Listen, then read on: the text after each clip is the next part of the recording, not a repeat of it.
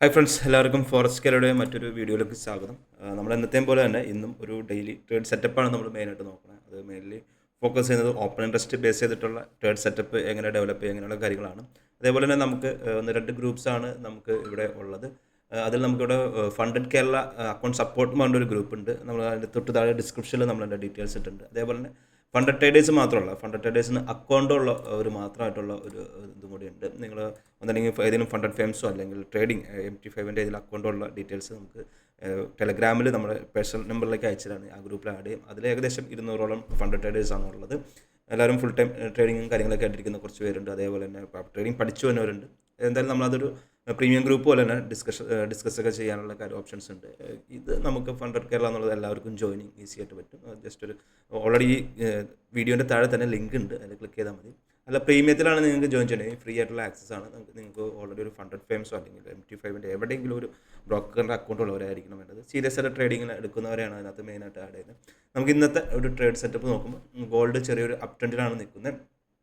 അതേപോലെ തന്നെ നമുക്ക് ഇന്നലെയായിരുന്നു എക്സ്പയറി, ഫെബ്രുവരിയിലെ ഗോൾഡിൻ്റെ ഫ്യൂച്ചേഴ്സിൻ്റെ എക്സ്പയറി ആയിരുന്നു ഇന്നലെ. അപ്പോൾ അതിനുശേഷം നമ്മളിന്ന് ഏപ്രിലെ കോൺട്രാക്റ്റാണ് നമുക്ക് 3 മന്ത്സ് ഡിലേ ഉള്ള കോൺട്രാക്ട്, 3 മന്ത്സ് കഴിഞ്ഞിട്ടുള്ള ഇതിലാണ് നമുക്ക് ഫ്യൂച്ചേഴ്സിൽ ട്രേഡ് ചെയ്യാൻ പറ്റുക. അപ്പോൾ അതിലങ്ങനെ കുറച്ച് വ്യത്യാസങ്ങളുണ്ട്. അതേപോലെ തന്നെ നമുക്ക് ഇന്നിപ്പോൾ ഓപ്പൺ ഇൻട്രസ്റ്റ് ബേസ് ചെയ്ത് നോക്കുമ്പോൾ ഒരു ട്രെൻഡ് ഡിസിഷൻസോ അങ്ങനെയുള്ള കാര്യങ്ങളൊന്നും വന്നിട്ടില്ല. എന്നാലും നമുക്ക് ഇവിടെ നോക്കിയാൽ ഏകദേശം 2800 എന്ന് പറയുന്ന പ്രൈസ് റേഞ്ചിലൊക്കെ ചെറിയൊരു റെസിസ്റ്റൻസ് പോലെ ഫീൽ ചെയ്യുന്നുണ്ട്. 2810 വരെ മാർക്കറ്റ് പോകാം. അപ്പോൾ ഇതിപ്പോൾ ഈ ഡാറ്റ മാർച്ചിലെ ഡാറ്റയാണ്. മാർച്ചിലെ ഡാറ്റ നമുക്ക് നോക്കുമ്പോൾ ഇവിടെ 2800ഒക്കെ ഓൾറെഡി ടച്ച് ചെയ്ത് നിൽക്കുകയാണ്. ഏകദേശം 2800 എന്ന് പറയുന്ന പ്രൈസ് റേഞ്ചൊക്കെ ടച്ച് ചെയ്ത് നിൽക്കുകയാണ്. എന്തായാലും 2795 എന്ന് പറയുന്ന പ്രൈസ് റേഞ്ച് ഇപ്പോൾ ട്രേഡ് എടുക്കുന്നത് 2795ആണ്. ഇവിടെ എന്തായാലും അത്യാവശ്യം നല്ലൊരു റെസിസ്റ്റൻസ് ഉണ്ടെന്ന് വേണം നമ്മൾ മനസ്സിലാക്കാനായിട്ട്. ഈ കാണുന്നത് പുട്ട് ഓപ്ഷൻ്റെ ചാർട്ടാണ്. അപ്പോൾ അവിടെ അധികവും സ്ട്രോങ്ങസ്റ്റ് ആയിട്ടുള്ള ബൈങ് ഒന്നും വന്നില്ല. പക്ഷേ 2795 എന്ന് പറയുന്ന പ്രൈസ് റേഞ്ചിൽ ചെറിയൊരു റെസിസ്റ്റൻസ് പോലെ നമുക്ക് ഓപ്പൺ ഇൻട്രസ്റ്റിൽ ചെറിയൊരു ബൈയിങ് പോലെ ഉണ്ട്. അപ്പോൾ അവിടെ അത്രയും റെസിസ്റ്റൻസ് ആയിരിക്കും, അവിടെ അത്രയും ഇതായിരിക്കും. പിന്നെ അതുപോലെ താഴത്തേക്ക് പോകാനായിട്ടാണെങ്കിലും വലിയ സ്ട്രോങ് ആയിട്ടുള്ള ബൈയേഴ്സൊന്നും പുട്ട് ഓപ്ഷനിൽ വന്നിട്ടില്ല. അതേപോലെ നമുക്ക് 2775 എന്ന് പറയുന്ന പ്രൈസ് റേഞ്ചും 2750 എന്ന് പറയുന്ന ലോവർ ലെവല്. ഞാൻ പറയുന്നത് ഫ്യൂച്ചറിൻ്റെ പ്രൈസ് വെച്ചിട്ടാണ്. ഇപ്പോൾ CFD ആണെങ്കിൽ 2759 ആയിട്ടുള്ളൂ. അപ്പോൾ നമുക്ക് നല്ലൊരു വ്യത്യാസം, ഫ്യൂച്ചറിൻ്റെ കോൺട്രാക്റ്റ് ഒക്കെ സ്റ്റാർട്ടിങ് ടൈം ആകുമ്പോൾ നല്ലൊരു വ്യത്യാസം CFDയും ഇപ്പോൾ ഫണ്ടിങ് പിപ്സ് ഒക്കെ ചെയ്യുന്നവരാണെങ്കിൽ CFD തമ്മിൽ നമ്മുടെ ഫ്യൂച്ചറിൻ്റെ പ്രൈസ് നല്ലൊരു 500 പിപ്സിൻ്റെ ഡിഫറൻസ് ഉണ്ട്, 50 പോയിൻറ്റ്സിൻ്റെ ഡിഫറൻസ് ഉണ്ട്. അപ്പോൾ അത് വെച്ചിട്ട് വേണം ട്രേഡ് കാൽക്കുലേഷൻ എടുക്കാനായിട്ട്. നമുക്ക് സ്റ്റാർട്ടിങ് ഡേയ്സ് ഒരു 2-3 ഡേയ്സ് വരെ പ്രീമിയം കുറച്ച് കൂടുതലായിരിക്കും ഫ്യൂച്ചേഴ്സിൽ ട്രേഡ് ചെയ്യുമ്പോൾ. അപ്പോൾ അത് വെച്ച് ചെറിയൊരു അഡ്ജസ്റ്റ്മെൻറ്റ് വേണം ട്രേഡ് കാര്യങ്ങളൊക്കെ എടുക്കാനായിട്ട്. അതിൽ നമുക്ക് ഇവിടെ നോക്കിയാൽ 2750 ഒരു സപ്പോർട്ടുണ്ട്. അത് 2775 എന്ന് പറയുന്ന പ്രൈസിൽ സപ്പോർട്ടുണ്ട്. നമുക്കിവിടെ ലിക്വിഡിറ്റി നോക്കുകയാണെന്നുണ്ടെങ്കിൽ 2800 എന്ന് പറയുന്ന പ്രൈസ് റേഞ്ചിൽ തന്നെ ഓൾറെഡി ഒരു ലിക്വിഡിറ്റി കിടപ്പുണ്ട്. അതിൽ 2802, 2792, 90 എന്ന് പറയുന്ന പ്രൈസ് റേഞ്ചിൽ ഇവിടെയെല്ലാം ലിക്വിഡിറ്റീസ് ഉണ്ട്. അപ്പോൾ ആ ഒരു ലിക്വിഡിറ്റിയും കൂടി എന്തെല്ലാം എടുത്തതിന് ശേഷമായിരിക്കും മാർക്കറ്റിലെ മൂവ്മെൻറ്റ്സ് തന്നെ, അങ്ങനെയുള്ള കാര്യങ്ങളൊക്കെയാണ് നമ്മൾ അതിനോട് നോക്കുന്നത്. എന്തായാലും നമുക്ക് മാർക്കറ്റ് പ്രൊഫൈൽസ് ബേസ് ചെയ്ത് നോക്കുമ്പോൾ നമുക്കിവിടെ ഒരു 2790 എന്ന് പറയുന്ന റേഞ്ച്, 2785 എന്ന് പറയുന്ന പ്രൈസ് റേഞ്ചിൽ ഇന്നലെ വന്നേക്കുന്ന ലോയിൽ ചെറിയൊരു സപ്പോർട്ട് സോൺ ആയിട്ടുണ്ട്. അതേപോലെ തന്നെ 2800 നേരത്തെ ഓപ്പൺ ഇൻട്രസ്റ്റ് ബേസ് ചെയ്ത് പറഞ്ഞ പോലെ തന്നെ 2800 ബ്രേക്ക് ചെയ്യാൻ കുറച്ച് ടഫായിരിക്കും. അതേപോലെ തന്നെ ഈ ഒരു ഏരിയ നോൺ ട്രേഡിംഗ് ഏരിയ ആയിട്ടാണ് നമ്മൾ എടുക്കേണ്ടത്.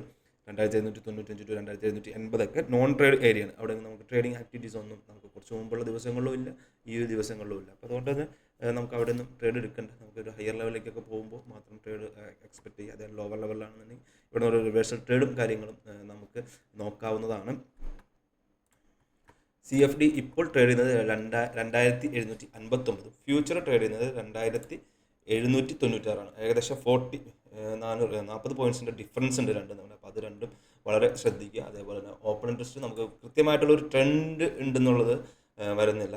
ഇപ്പോൾ കോൾ ഓപ്ഷൻ ആണെങ്കിലും സപ്പോർട്ട് സോണിൽ മാത്രമേ ഒരു പ്രീമിയം വന്നിട്ടുള്ളൂ. വേറെ റെസിസ്റ്റൻസ് ആയിട്ടോ അല്ലെങ്കിൽ സ്ട്രോങ് ബുൾ ട്രെൻഡ് ആയിട്ടോ അങ്ങനെയുള്ള കാര്യങ്ങളൊന്നും വന്നില്ല. എന്തായാലും മാർക്കറ്റ് കുറച്ച് നേരം ഹാൾട്ട് ചെയ്തിട്ട് ട്രേഡിങ് കുറേ നേരം ഒരു 2000 ഇപ്പോൾ ഈ ഒരു ഏരിയയിൽ ഇപ്പോൾ ഹൈ പോയ ഏരിയ, ഈ ലോ വന്നേക്കുന്ന ഏരിയ നമ്മൾ കുറേ നേരം ട്രേഡ് ചെയ്തതിന് ശേഷമായിരിക്കും ഒരു ഡിസിഷൻ മേക്കിംഗ് ഉണ്ടാവുക. അതേപോലെ തന്നെ നമ്മൾ കലണ്ടറിലേക്ക് പോയി കഴിഞ്ഞാൽ കുറേ കാര്യങ്ങൾ ഇന്ന് കുറച്ച് ന്യൂസുകൾ വരാനുണ്ട്, 1, 2, 3 ന്യൂസുകളോളം വരാനുണ്ട്. അതുകൊണ്ട് ECB പ്രസ് കോൺഫറൻസും കുറച്ച് ഇമ്പോർട്ടൻ്റ് ആയിരിക്കും. അതേപോലെ GDPയുടെ ന്യൂസ് വരാനുണ്ട്, വളരെ ഇമ്പോർട്ടൻ്റ് ആണ്. നമുക്ക് 7 മണിക്കാണ്. അപ്പോൾ ആ ഒരു സമയത്തൊന്ന് ട്രേഡിങ് ചെയ്യാണ്ടിരിക്കുന്നതായിരിക്കും കുറച്ചും കൂടി ബെറ്റർ ആയിട്ടുള്ള ഇത്. അതേപോലെ എന്നോട് എപ്പോഴും ചോദിക്കാറുള്ളൊരു ക്വസ്റ്റ്യനാണ് ഫണ്ടിങ് ടിപ്സിൻ്റെ പുതിയ ഒരു one step challenge, instant challenge എന്ന് പറഞ്ഞിട്ടൊരു ഇത് വന്നിട്ടുണ്ട്.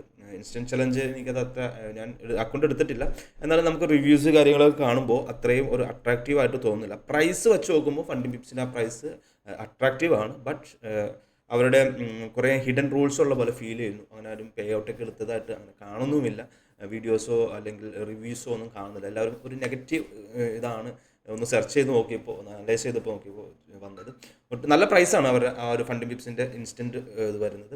ബട്ട് ഇങ്ങനെ റിവ്യൂസ് കുറേ ബാഡ് റിവ്യൂസ്, അതായത് കുറേ റൂൾസ് ഉണ്ടെന്നുള്ള രീതിയിൽ വരുന്നുണ്ട്. കൺസിസ്റ്റൻസി റൂൾസ് ഉണ്ട്, പിന്നെ എത്ര പെർസെൻറ്റേജ് പ്രോഫിറ്റ് എടുക്കാൻ പാടില്ല എന്നുണ്ട്. അങ്ങനെ കുറേ കാര്യങ്ങൾ അതിനകത്തുണ്ട്. അപ്പോൾ അതിപ്പോൾ ചാടി കയറിയായിട്ട് എടുക്കണേക്കാൾ നല്ലത് അവർ 2 സ്റ്റെപ്പ് തന്നെ എടുക്കുന്നതായിരിക്കും കുറച്ചുകൂടി ബെറ്റർ എന്നാണ്. പ്രൈസ് വെച്ച് നോക്കുമ്പോൾ അട്രാക്റ്റീവ് ആണ്, ബട്ട് അങ്ങനെ പേ ഔട്ട് എടുത്തതായിട്ടൊന്നും റിവ്യൂസ് ഒന്നും അധികം കണ്ടിട്ടില്ല. എന്തായാലും ട്രേഡിങ് നമുക്ക് ഈ ഒരു ഏരിയ ഒക്കെ ബ്രേക്ക് ചെയ്യുമ്പോഴായിരിക്കും നല്ലൊരു മൂവ്മെൻറ്റ്സ് ഉണ്ടാകാൻ സാധ്യത.